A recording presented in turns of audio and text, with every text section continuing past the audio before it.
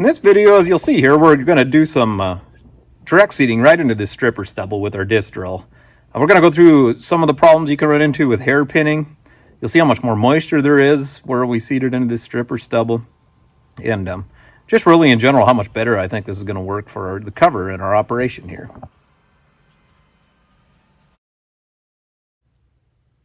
So here you see our Case 500 disc drill running in stripper stubble. This is the first year we've seeded into stripper stubble. We have seeded into some pretty heavy residue. And one thing that we've learned, as you'll watch kind of as this drill is going, that you never want to seed right with the same furrow as the year prior. That's where your hair pinning problems are going to come in. So you'll see this drill is actually seeded at a 10-degree angle to the previous stubble, and that keeps us out of the same row almost all the time. So 90% of the time we're not in the same row. The only time we will be is when we're crossing the row or when we seed the headlands, basically.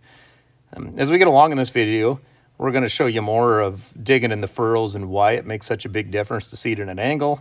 You'll see how good this drill places the seed. That part's really pretty remarkable. We're seeding here at about 6.5 miles an hour in some relatively rocky ground, and you can see these shanks aren't even hardly, or they wouldn't be shanks, but the individual rows are hardly even bouncing, where when we had our hoe drill, all you'd see is stuff chattering back there from all the rocks, basically. So like we talked previously, in rocky ground, I think this disc drill is actually a better fit than a hoe drill.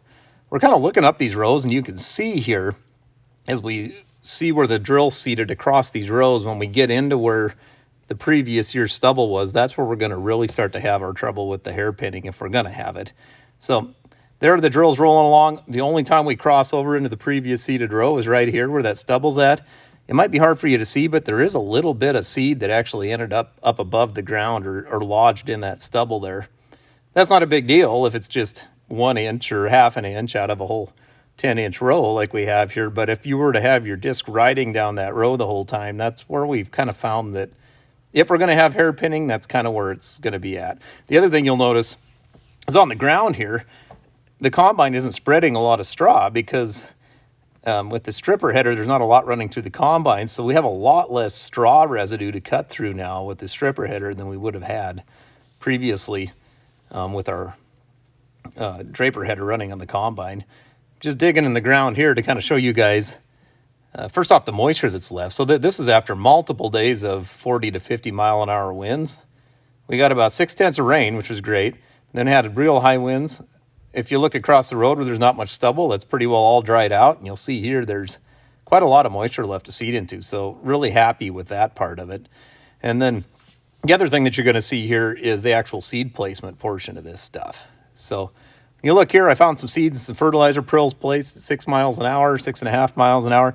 You can see they're all placed pretty much within a 1/4 inch of each other right down there in that trench. So really happy with this disc drill so far. There's some lessons learned, like I said, on the hair pinning part. I hope you guys enjoyed watching what it was like to seed into the stripper stubble, and we'll let you know how harvest goes next year.